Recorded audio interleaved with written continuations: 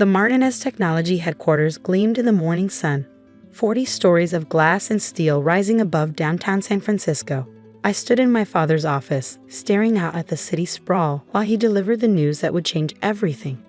"David, you have to understand," he said, not meeting my highs.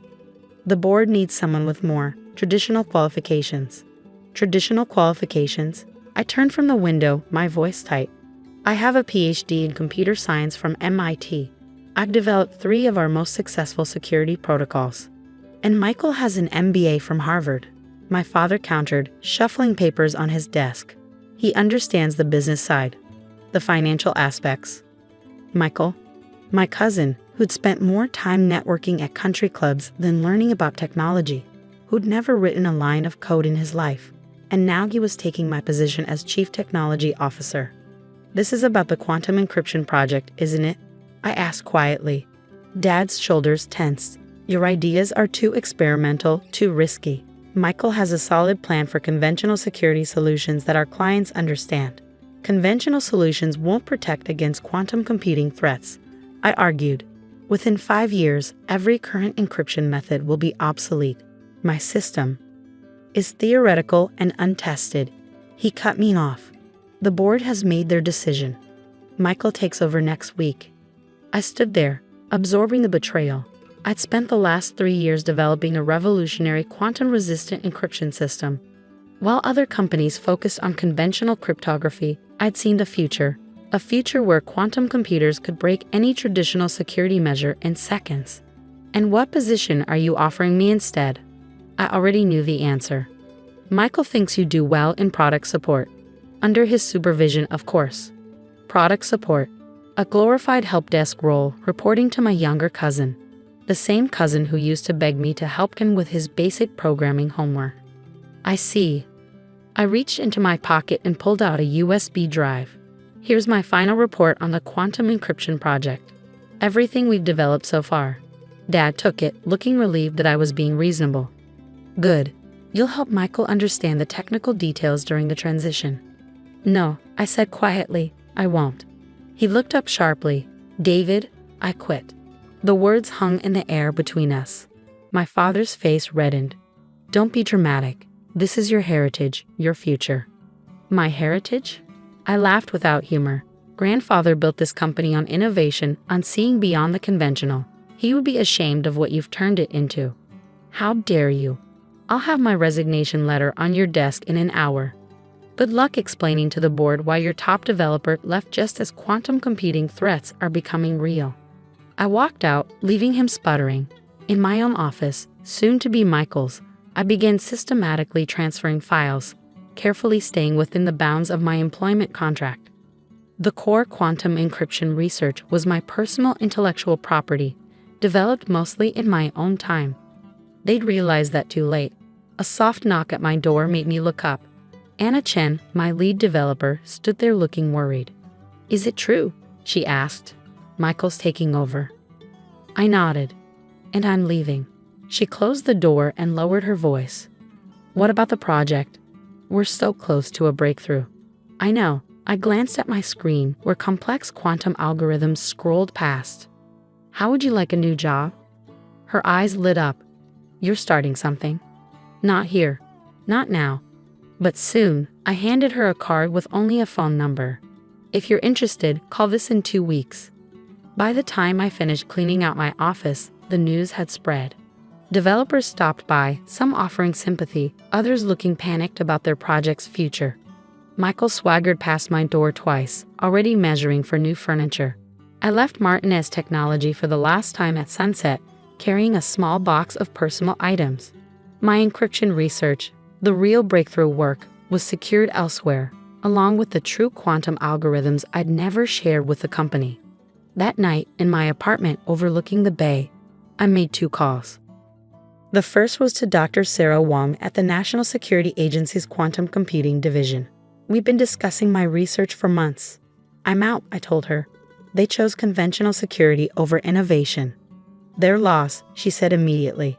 "Our offer still stands. Full funding, complete autonomy, and the NSA's quantum lab at your disposal. I'll need my own team." "Of course. When can you start?" The second call was to my grandfather, retired now, but still sharp as ever. They gave it to Michael, I said without preamble. Grandpa was quiet for a moment. Your father always did prefer the safe path. Your grandmother, she was the real innovator in the family. She'd be on your side. I'm not giving up the research, I told him. I'm just taking it elsewhere. Good. His voice strengthened. Show them what real innovation looks like. But David, be careful. Your father won't take this well. He was right. The next morning, my phone exploded with messages. Dad, you're making a huge mistake. Come back and we'll discuss options. Michael, don't be bitter just because I'm more qualified. Mom, please, honey, don't throw away your future over pride. I ignored them all and focused on my plans. Within 2 weeks, I had an office set up in a secured NSA facility outside Washington, D.C. Anna and 3 other top developers from Martinez joined me.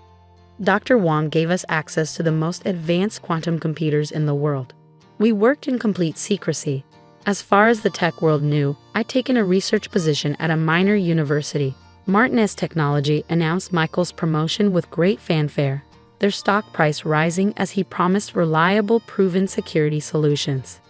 6 months passed. While Michael implemented his innovative conventional encryption, mostly recycled algorithms with fancy new names, we made breakthrough after breakthrough. The first test of our quantum-resistant system exceeded all expectations. Even the NSA's most powerful quantum computer couldn't crack it. Dr. Wong was ecstatic. This changes everything, she said, staring at our results. Every digital system, every network, every database. They'll all need this protection once quantum computers become widespread. I thought of Martinez Technology still selling soon-to-be obsolete security solutions to unsuspecting clients. Part of me wanted to warn them, but I remember my father's dismissal, Michael's smug superiority. Let them learn the hard way.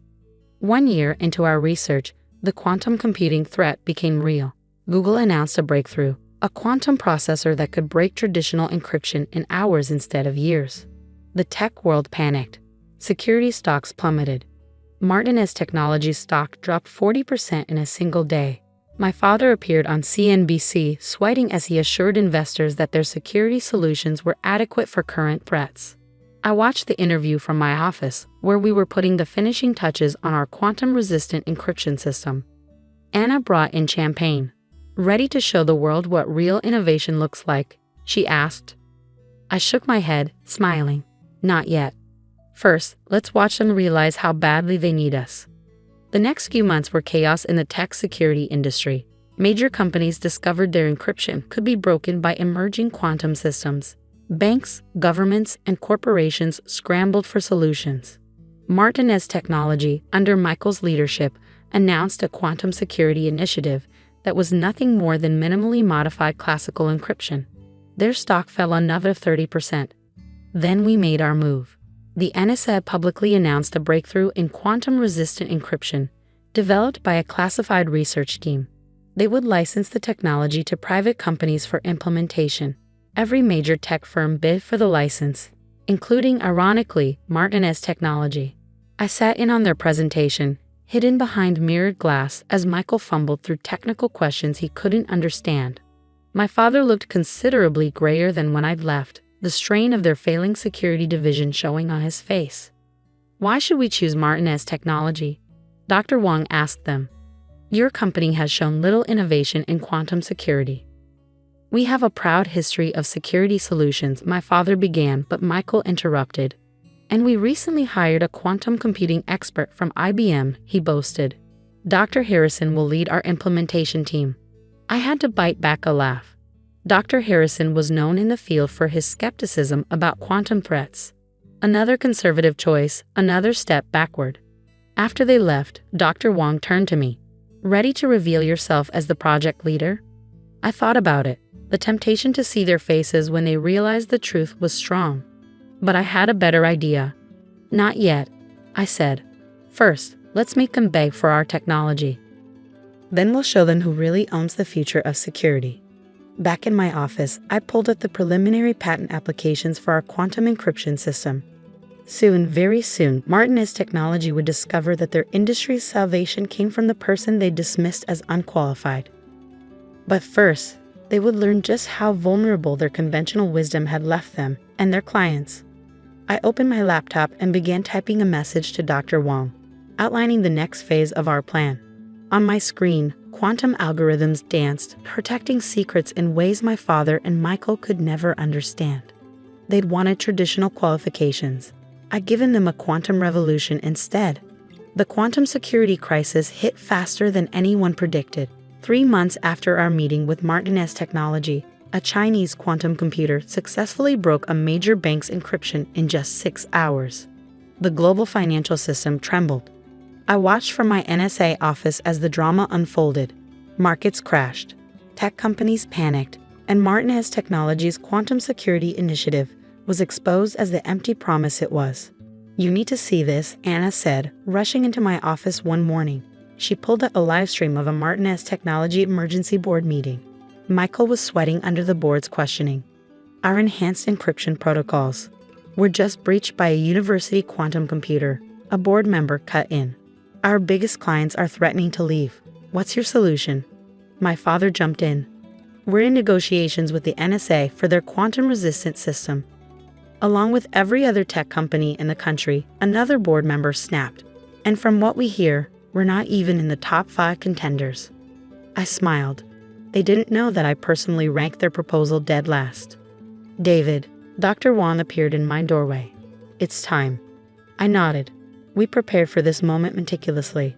That afternoon, the NSA made 2 announcements. First, they were establishing a new private company, Quantum Shield Technologies, to commercialize their breakthrough encryption system. Second, they were revealing the team behind the innovation. My phone started buzzing immediately. Messages from former colleagues, industry contacts, and finally my family. "Dad, the NSA's quantum team. Please tell me this isn't what I think it is." "Michael, this is some kind of joke, right? You're not really behind this." "Mom, honey, call us immediately. Your father is having a meltdown." Instead of responding, I focused on our public launch. Quantum Shield Technologies debuted with a market valuation of $10 billion, backed by every major tech venture fund. Orders flooded in from banks, governments, and corporations desperate for quantum-proof security. Then came the meeting I'd been waiting for. Martinez Technologies requesting an emergency appointment, my assistant announced. "Both the CEO and CTO want to meet personally." I checked my calendar, though I deliberately kept this day clear. "How about 3 p.m.? They arrived early, of course. My father looked like he aged a decade since I'd last seen him. Michael had lost his swagger, his Harvard MBA confidence shattered by months of failure. I kept them waiting 20 minutes. Lay entered the conference room. The silence was absolute. My father stared like he was seeing a ghost. Michael's face cycled through shock, anger, and fear. "Gentlemen," I said calmly, sitting at the head of the table. "How can Quantum Shield Technologies help you today?" "David," my father started, then stopped, seemingly at a loss for words. Michael wasn't so restrained. "This is your revenge, isn't it? Making us beg for your technology?" I raised an eyebrow. "Revenge? No, Michael. This is business. Something you claim to understand better than me." I opened my laptop, displaying Martinez Technology's latest financial reports. Their stock had dropped 80% in 3 months. Major clients were fleeing. Their market cap was now less than Quantum Shield's first-day valuation. "You need our quantum-resistant encryption," I stated. "Without it, Martinez Technology won't survive the year. The question is, why should we license it to you?" "We're family," my father said quietly. "Family?" I laughed. "You didn't consider family when you dismissed my warnings about quantum threats, when you demoted me to work under Michael because he had the right qualifications." "I was wrong," Dad admitted. "We were all wrong. But the company your grandfather built is dying because you chose convention over innovation." I cut him off. "Just like you said I wasn't qualified, now Martinez Technology isn't qualified to handle our technology." Michael leaned forward desperately. "Name your price. Whatever you want." I pulled out a document I had prepared for weeks. "Actually, I have a counter-proposal." They read it in silence. The terms were brutal. Quantum Shield would acquire Martinez Technology at a fraction of its former value. The entire board would resign. And most importantly, the company would be renamed Martinez Chen Technologies, honoring both my grandfather and Dr. Sarah Wang, whose faith in quantum computing had made this possible. "This is corporate suicide," Michael protested. "No," my father said suddenly. "This is salvation." He looked at me with something like pride, though it came far too late. "You saw the future when we couldn't. Or wouldn't." He picked up a pen and signed. The acquisition made headlines. Quantum security pioneer acquires legacy tech firm. The story of the prodigal son returning to save his family's company was too good for the media to resist. Our stock soared. I kept my old team from Martinez, the developers who'd seen the potential in quantum security. The rest, including Michael, were let go with generous severance packages. My father retired, finally admitting he'd lost touch with technological innovation. But before he left, he asked to meet privately. In his old office, soon to be renovated into a quantum research lab, he handed me a letter. "Your grandmother wrote this before she died. She made me promise to give it to you when you proved us all wrong." The letter was brief, but powerful. "Dearest David, innovation isn't about degrees or qualifications. It's about seeing beyond the horizon, about believing in possibilities others dismiss. Your grandfather built this company on that principle, though others have forgotten. Don't let them clip your wings. Soar higher than they can imagine. All my love, Grandma." I had it framed and hung in my new office, next to our first quantum encryption patent. A year later, I stood in that same office, watching the sun set over San Francisco. Martinez Chen Technologies was now the world's leading quantum security provider. Our encryption protected everything from national infrastructure to private communications. Anna knocked on my door. "The new quantum lab installation is complete. Want to see?" I followed her to what had been the executive floor. Now it housed the most advanced private quantum research facility in the world. Young developers, many straight out of college, chosen for brilliance rather than credentials, worked on the next generation of security innovations. Dr. Harrison came by earlier, Anna mentioned casually. "The one Michael hired to lead their quantum team? He wants a job." I smiled. "Put him in product support. Under your supervision, of course." Later that evening, I received an unexpected email from Michael. His first contact since the acquisition. "You were right. About everything. I never understood what real innovation meant. Watching you transform the company, seeing what you've built. Grandfather would be proud. Not just of the success, but of how you achieved it. Through vision, not politics. Through innovation, not tradition. I'm sorry for my part in pushing you out.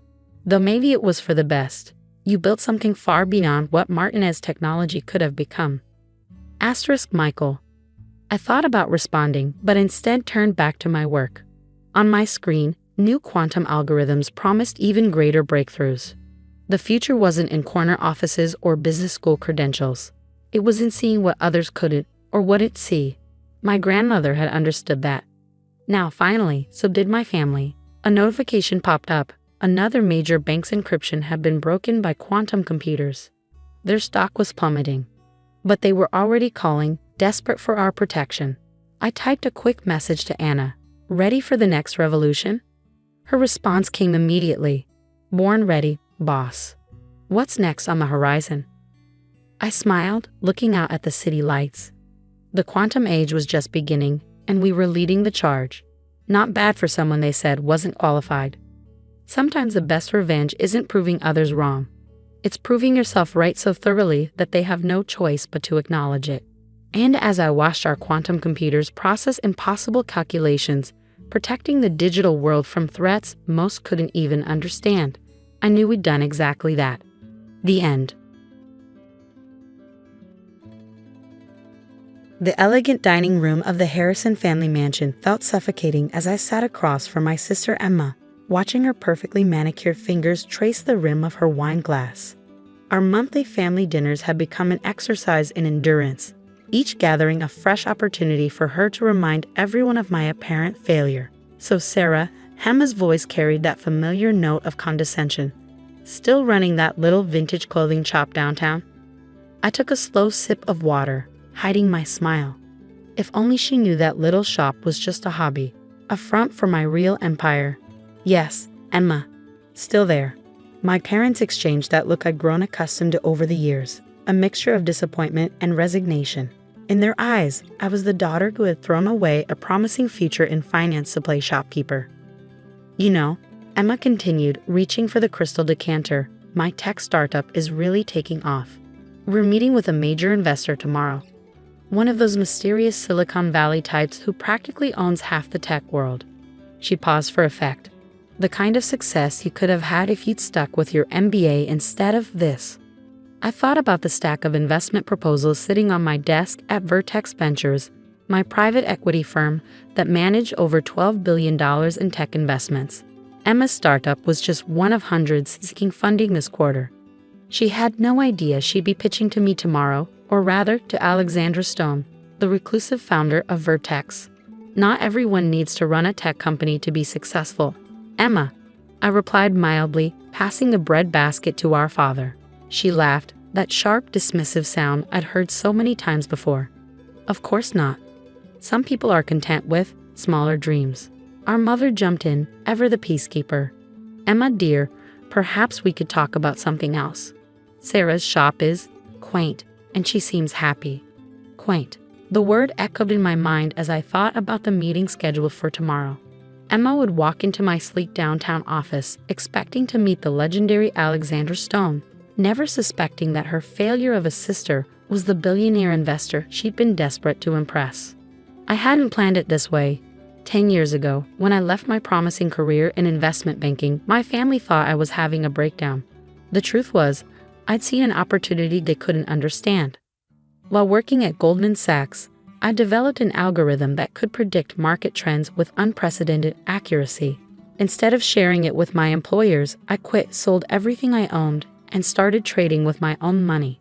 The vintage clothing shop was perfect cover, a small business that nobody would look too closely at, while I built something bigger in the shadows. The first million came quickly, then 10 million. By the time I started Vertex Ventures, I had turned my initial investment into over $100 million. Now, 5 years later, I was one of the most influential tech investors in the country, not that anyone knew my real identity.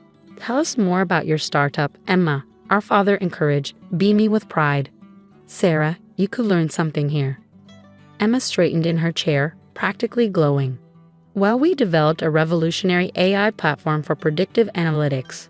Our preliminary numbers suggest we could corner the market within 2 years. We just need this investment to scale properly.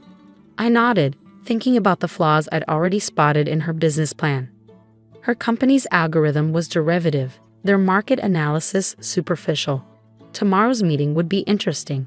The investor we're meeting, Emma continued, they say she's brilliant but absolutely ruthless. Alexandra Stone. Have you heard of her? I nearly choked on my water. Ruthless wasn't a word I used to describe myself, but the media loved painting that picture. The name sounds familiar, I managed. Of course it just sounds familiar to you. Emma rolled her eyes. You're too busy color-coding vintage dresses to keep up with the tech world. She's practically a legend. Nobody knows what she looks like. She's never appeared in public or had her photo taken. But she's got this incredible track record of picking winning startups. If only she knew that her mysterious investor spent her Sundays sorting through vintage Channel and Dior, finding homes for beautiful pieces of fashion history. Some people prefer to stay out of the spotlight, I offered. Please, Emma scoffed. When I'm running a billion-dollar company, everyone will know my name. I'm not going to hide behind some mystique like Stone does. Our mother touched Emma's arm proudly. You always did know how to command attention, dear. Unlike Sarah, she glanced at me apologetically. Well, some people are just more suited to smaller ventures. I excused myself to use the bathroom, needing a moment alone. In my purse, my phone buzzed with a message from my assistant.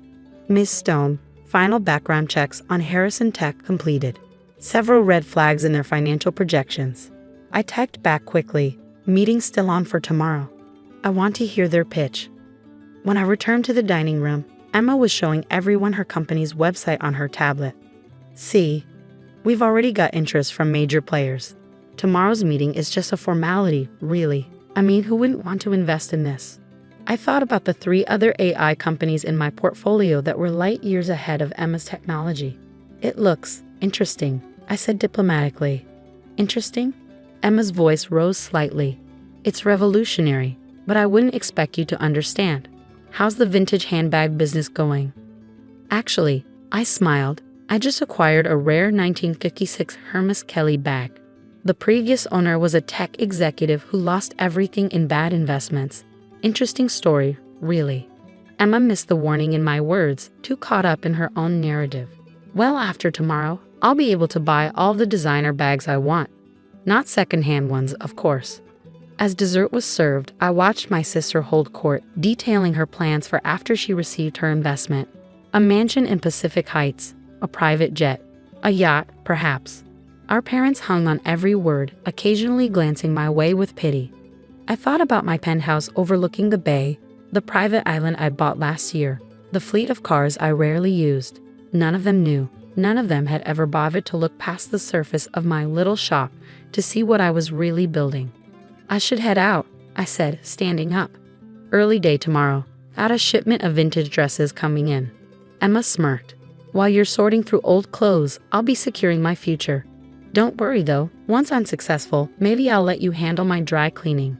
I hugged our parents goodbye, enduring their well-meaning but condescending advice about it's never too late to go back to finance.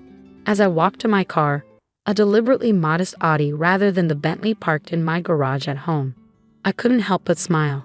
Tomorrow would certainly be interesting. What Emma didn't know was that I'd already thoroughly investigated her company. I'd seen the inflated projections, the technical shortcomings, the questionable market analysis. Tomorrow, she would walk into my office expecting to dazzle Alexandra Stone with her revolutionary vision. Instead, she would learn some hard truths about both her business and her assumptions about success. As I drove home to my penthouse, I thought about how appearances had always mattered so much to my family. Emma, with her designer clothes and loud ambitions, was their idea of success. Me? I was the disappointment who had settled for less, the cautionary tale they whispered about at family gatherings. But tomorrow, everything would change. Tomorrow, Emma would learn that sometimes the biggest success stories are written by those who work quietly, away from the spotlight. Tomorrow, she would discover that her mysterious billionaire investor, the woman she'd been desperate to impress, was none other than her failure of a sister. I smiled as I pulled into my private garage, thinking about the look that would cross Emma's face when she realized the truth. Sometimes the best revenge isn't proving others wrong, it's letting them prove themselves wrong while you build an empire in silence. The next morning, I arrived at Vertex Ventures headquarters 2 hours early. The entire floor-to-ceiling glass building belonged to my company, though officially it was owned by a web of holding companies that all led back to Alexandra Stone, my carefully crafted alter ego. My executive office occupied the entire top floor, with views of the San Francisco Bay that still took my breath away. I deliberately decorated it to project power while maintaining mystery, minimalist furniture, abstract art, and strategic lighting that would keep my face in partial shadow during meetings. Miss Stone, my assistant Michael appeared at the door. Harrison Tech's team has arrived. They're 30 minutes early. Of course they were. Emma always did like to appear eager. Let them wait in the conference room, I instructed, adjusting my outfit one last time. I'd chosen a Tom Ford pantsuit in charcoal gray, with subtle Bulgari jewelry, elegant but not flashy. My hair was swept up in a sophisticated chinen, and I wore glasses I didn't need, another layer of disguise. Also, I added, make sure the cameras are recording. I want to document this meeting. 20 minutes later, I watched through one-way glass as Emma paced the conference room, smoothing her designer dress repeatedly. She was accompanied by her technical co-founder, their CFO, and, to my surprise, our father. Daddy decided to come support his star daughter. I murmured to myself, checking my watch. Time to begin. I waited exactly 7 more minutes, long enough for Emma to start fidgeting, before entering through the private door. The effect was immediate. Emma's practiced pitch smile faltered slightly as she tried to make out my features in the carefully arranged lighting. Good morning. I kept my voice deliberately lower than usual. I'm Alexandra Stone. Please be seated. Our father leaned forward, squinting slightly. I saw a flicker of something cross his face. Recognition, perhaps, quickly dismissed as impossible. Miss Stone, Emma began, her voice pitched higher than normal. Thank you so much for meeting with us. We're incredibly excited to present Harrison Tech's revolutionary AI platform. I gestured for her to continue, saying nothing. Emma launched into her pitch, complete with flashy slides and ambitious projections. I watched as she promised impossible growth rates, claimed technological capabilities her team couldn't possibly deliver, and dramatically oversold their market position. Finally, she finished with a flourish. With a $50 million investment, we'll dominate the market within 2 years. Any questions? I let the silence stretch for a moment before speaking. Several, actually. Let's start with your core algorithm, the one you claim can predict market trends with 99% accuracy. Yes, Emma beamed, it's completely revolutionary. Interesting. I pulled out a tablet, because I'm looking at your technical specifications, and they seem remarkably similar to a pattern recognition system that was developed 3 years ago. In fact, I pulled up a side-by-side comparison. They're almost identical. The blood drained from Emma's face. Her technical co-founder suddenly became very interested in his shoes. That's just a coincidence, Emma stammered. Is it? Like how your market size calculations conveniently ignore 3 major competitors? Or how your financial projections assume a growth rate that no company in this sector has ever achieved?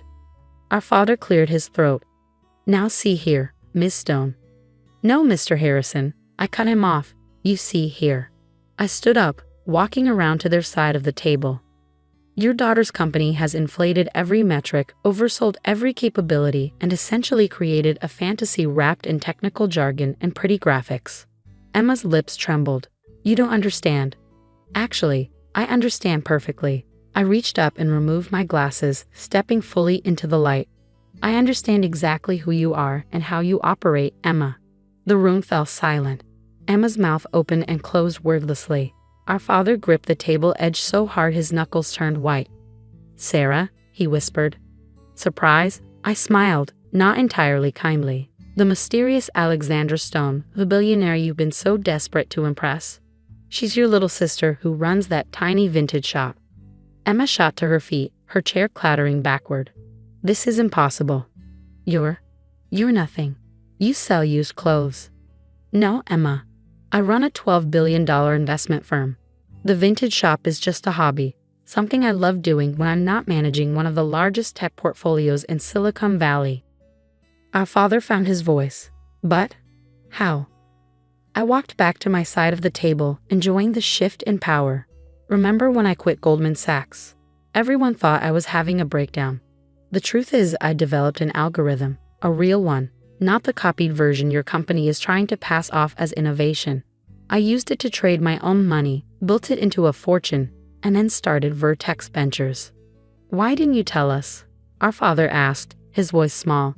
Would you have believed me? You were too busy celebrating Emma's every minor achievement to notice what I was building.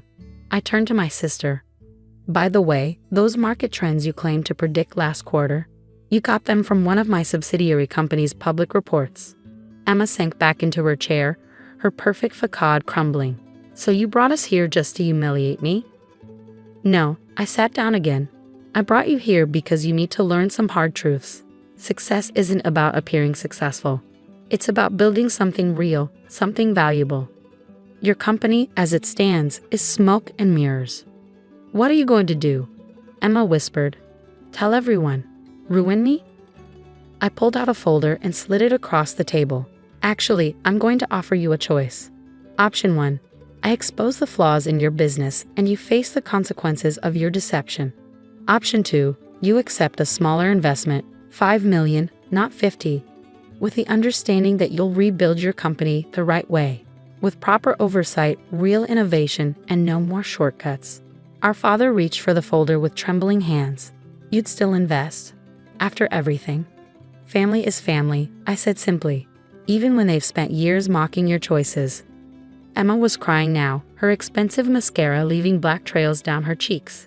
I don't understand. You let me treat you like dirt for years. You sat there at dinner last night and listened to me brag about meeting Alexandra Stone. And it was quite entertaining, I smiled. But now it's time for you to decide. Do you want to keep pretending to be successful, or do you want to learn how to actually build something meaningful? The next hour was intense. We went through the real numbers, their actual technological capabilities, and what it would take to turn their company into something legitimate. By the end, Emma's perfect posture had crumpled, but there was something new in her eyes. Perhaps the first glimmer of genuine humility I ever seen there. As they prepared to leave, our father lingered behind. "Sarah, I don't know what to say." "You don't need to say anything," I replied. "Just stop measuring success by appearances." That evening, I went to my vintage shop, among the carefully curated pieces, each with its own history and story. I felt more at peace than I ever had in the corporate world. My phone buzzed. A text from Emma. "I'm sorry for everything. Can you teach me? Really teach me?" I smiled, running my hands over a 1960s dyer gown. "Come by the shop tomorrow," I typed back. "We'll talk about what real success looks like." A week later, my mother called, her voice uncharacteristically hesitant. "Darling, about our Sunday dinners, would you prefer we have them at your place now?" "No," I replied, "I like coming to the house. But maybe we can stop pretending that success only looks one way." Over the next few months, things shifted. Emma stepped down as CEO of her company, taking a lower position to learn the business properly. Our father stopped bragging about stock portfolios at family dinners, and my mother, surprisingly, developed a genuine interest in vintage fashion. The shop remained open, my beloved side project where I could escape the pressure of being Alexandra Stone. Emma started visiting regularly, not to compete or compare, but to actually talk, really talk, for the first time in our adult lives. "I still can't believe you let me make a fool of myself for so long," she said one day, helping me unpack a new shipment of vintage channel. "You needed to learn something important," I replied, carefully hanging up a 1950s suit. "Success isn't about looking successful. It's about building something real, whether it's a tech empire or a vintage clothing shop." She picked up a delicate silk scarf, examining its pattern. "Or maybe both." I smiled. "Or maybe both." The headlines still refer to Alexandra Stone as a mysterious figure in the tech world. Speculation about her identity appears regularly in financial magazines. But now, when my family reads those articles, they smile knowingly and keep my secret. Success, I've learned, isn't about proving others wrong. It's about being true to yourself, whether that means running a multi-billion-dollar investment firm or carefully preserving pieces of fashion history. Sometimes it means doing both while letting others figure out their own path to understanding what really matters. Last week, Emma brought a client to my shop. "My sister," she introduced me proudly, "is the most successful person I know." She didn't mention Vertex Ventures or Alexandra Stone. She didn't need to. The vintage shop's bell still chimes every time someone enters, and I still love the sound. It reminds me that sometimes the smallest things can bring the greatest joy, and that success doesn't always need to announce itself to be real. As for Alexandra Stone, she's still making waves in Silicon Valley, but these days, she's a little less mysterious at family dinners. Hi, I'm Emma Thompson, and this is the story of how an abandoned farm turned me from the family disappointment into someone my greedy relatives couldn't ignore. Sometimes the greatest treasures are hidden in the places others consider worthless. I still remember the day of the will reading like it was yesterday. The mahogany-paneled law office felt suffocating as our family lawyer, Mr. Harrison, adjusted his glasses and began reading my parents' final wishes. The tragic car accident that took both of them had left a $50 million fortune to be divided between my sister Sarah and me. Or so I thought. To our beloved daughter Sarah, Mr. Harrison read, "We leave our investment portfolio, the family mansion, and all liquid assets." Sarah's perfectly lipsticked mouth curved into a triumphant smile. To Emma, he continued, his voice softening slightly, "We leave Grandpa Thompson's old farm property in Montana." The room fell silent. Then Sarah's laughter shattered it. "A farm?" she sneered, her designer bracelet jingling as she waved dismissively. "Oh, this is perfect." Little Emma always did prefer playing in the dirt to attending charity galas. I sat there, stunned. The 200-acre farm had been abandoned for 20 years, ever since Grandpa passed away. Dad had always called it worthless, refusing to even visit it. Now it was my only inheritance. There must be some mistake, my Aunt Patricia interjected, her face pinched with concern that wasn't for me. Richard and Margaret would never leave their daughter with just dirt. Mr. Harrison shook his head. The will is quite clear. The farm, including all structures and contents, belongs to Emma. Sarah stood up, smoothing her channel dress. Well, sis, enjoy your barns and chickens. I've got a portfolio to manage. She paused at the door, her smile cruel. Don't worry, if you need a loan, I'm sure we can work something out. After all, what's family for? I left the law office that day with a single manila envelope containing the farm's deed and keys. 20 years of dust coated everything when I arrived at the property the next day. The main house was a weathered 2-story structure that had seen better days, but it was the massive old barn that caught my attention. Grandpa Thompson had been an odd man, brilliant, but eccentric. He'd made his fortune in mining engineering before retiring to this farm, where he spent his last years tinkering in that barn. Dad always said the old man had lost his mind, wasting his genius on a worthless piece of land. The barn door groaned as I pushed it open. Sunlight filtered through gaps in the wooden walls, illuminating decades of cobwebs. Old farming equipment sat rusting in corners. But something felt off about the space. The dimensions didn't quite match the exterior. I remember following Grandpa here as a child, watching him disappear for hours behind a hidden door. Our little secret, he'd whisper, winking. After his death, no one could find that door.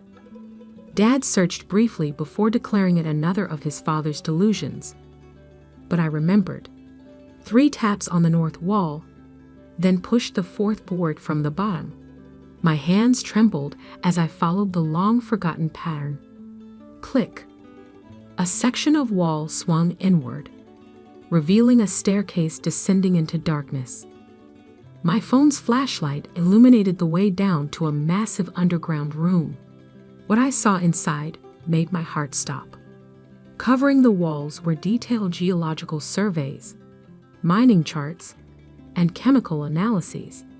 In the center sat a sophisticated testing lab, preserved under dust covers. But it was the safe in the corner that changed everything. The combination was my birthday. Grandpa never forgot it, even in his final days. Inside, I found a leather-bound journal and a USB drive. The journal's first page read, "To Emma, the only one who ever bothered to listen." As I read through his meticulous notes, tears filled my eyes. Grandpa hadn't lost his mind. He'd made a discovery that would reshape the entire mining industry. The worthless farm sat on top of one of the largest rare earth element deposits in North America. He developed a revolutionary extraction process that was both efficient and environmentally friendly. The USB drive contained detailed patents, already filed, but never activated.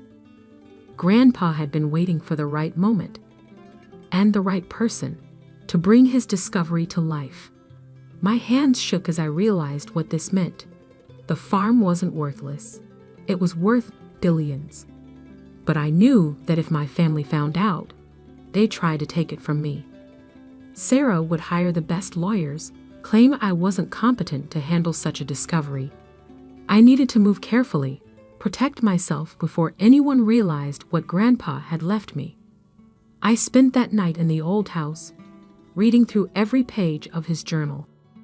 In the morning, I made 3 calls to a patent lawyer, a mining engineer, and an investment banker I'd befriended during my own quiet years working in finance, a career my family had dismissed as modest. "Keep this absolutely confidential," I told each of them. "I'm about to show you something that will change everything." Over the next 6 months, I worked in secret. While Sarah posted photos of her luxury vacations and charity galas, I assembled a team of the industry's best minds. The old barn became our command center, its hidden lab modernized with cutting-edge equipment. These patents are revolutionary, Dr. Chen, our lead engineer, explained during one late-night session. Your grandfather's extraction process could make rare earth mining both profitable and environmentally sustainable. Do you realize what this means? I did.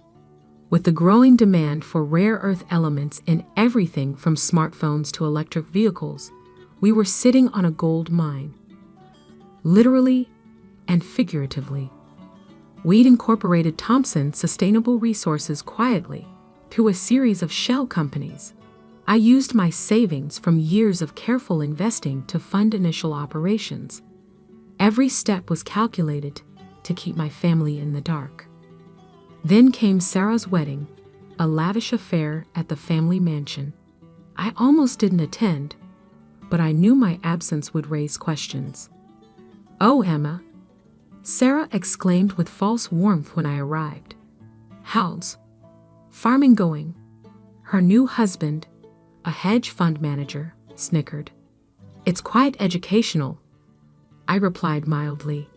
"Actually, I've been meaning to ask, how's the tech sector of your portfolio performing?" Sarah's smile faltered slightly. "Why? Just curious. I heard rare earth element shortages are causing problems for manufacturers. Must be affecting stock prices." "I haven't checked recently," she admitted, clearly uncomfortable with her lack of knowledge. "You should look into it," I suggested, hiding my smile behind a champagne glass. The next morning, while Sarah jetted off to her honeymoon in the Maldives, we broke ground on our first extraction facility. By the time she returned 3 weeks later, Thompson Sustainable Resources had already secured contracts with 3 major tech manufacturers. The story broke in the Wall Street Journal. Revolutionary mining company disrupts rare earth market. My phone exploded with calls from family members as our company's value soared past $1 billion in its first public trading day. "Emma," Sarah's voice was shrill when she finally reached me. "Why didn't you tell us? We're family." "Are we?" I asked quietly. I thought I was just the girl who got dirt for her inheritance. The next few weeks were chaos. Sarah and Aunt Patricia tried to claim that Grandpa's patents should have been part of the family estate. Their lawyers argued that I had concealed valuable assets. But Grandpa had planned everything perfectly. His will explicitly stated that all halal contents of the farm, including any intellectual property developed there, belonged to me. The hidden lab's existence proved he developed everything on the farm property. The final showdown came at an emergency family meeting called by Aunt Patricia. They all sat around the massive dining table in the mansion, the same table where they'd once mocked my modest career choices. "You have to understand," Sarah pleaded, her designer bracelets clinking nervously. "Dad would have wanted the family to share in this." I pulled out Grandpa's journal, opening to a marked page. "Dear Emma," I read aloud, "I'm leaving you this farm because you're the only one who saw its value beyond dollar signs. Your father and sister chase wealth, but you chased knowledge. That's why you'll succeed where they failed." The room fell silent. "You know what the difference is between us, Sarah?" I continued, closing the journal. "When you got the family fortune, I congratulated you. When I built something of my own, you tried to take it. We can work something out," she began, but I cut her off. "Actually, we can't, but I will give you some free advice. Invest in sustainable technology. Thompson Sustainable Resources is about to announce a major expansion." As I walked out of the mansion, Aunt Patricia called after me. Your parents would be ashamed of how selfish you're being. I turned back one last time. No, they'd be ashamed. They never saw what Grandpa saw in me. But that's their loss. Just like this company is your loss. Today, Thompson Sustainable Resources is valued at $12 million. We're revolutionizing the mining industry while protecting the environment. The old farm has become a state-of-the-art research facility, though I kept the barn exactly as Grandpa left it, secret room and all. Sarah still tries to reconcile occasionally, usually when she needs something. Last month, she called about investing in our latest venture. I had my assistant direct her to our public investor relations line. The family mansion was recently put up for sale. Sarah's risky investments and lavish lifestyle had finally caught up with her. I bought it through a shell company and turned it into a science education center for underprivileged kids. Yesterday, I received an invitation to speak at my old high school's graduation ceremony. The topic? Finding value in unexpected places. I accepted immediately, already planning my speech. After all, sometimes the greatest fortune isn't what you're given, but what you discover when everyone else has stopped looking. As for the old farm, I still live in Grandpa's house, though I've renovated it thoughtfully. Every morning, I walk to the barn and tap that secret panel, remembering the man who saw past appearances to true value, both in the land and in me. They say success is the best revenge, but I've learned it's not about revenge at all. It's about proving that true worth isn't in what you inherit, but in what you create. And sometimes, the most valuable inheritance isn't money, it's the wisdom to see what others miss.